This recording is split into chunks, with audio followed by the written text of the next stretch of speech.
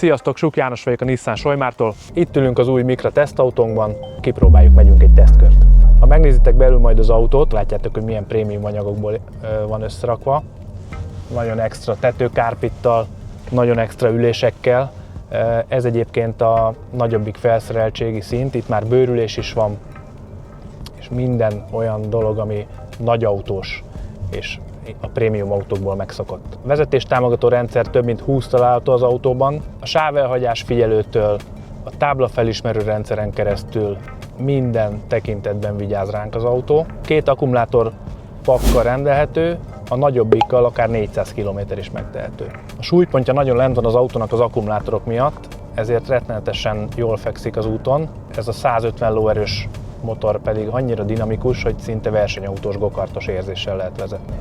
18-as kerekek vannak már alapból is, nagyon jól átlépi a gödröket, és az útfekvése is nagyon jó ettől, a széles gumiktól. Ha visszatérünk a belső részhez, 2 kijelző van az autóban. Az egyik ez egy kicsit felé van fordítva, ami itt középen van.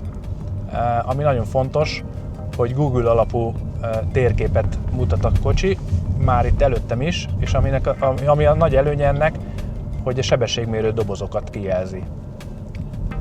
Van egy Drive Mode gomb a kormányon, ahol különböző karakterisztikákat lehet beállítani a vezetési módhoz illeszkedően.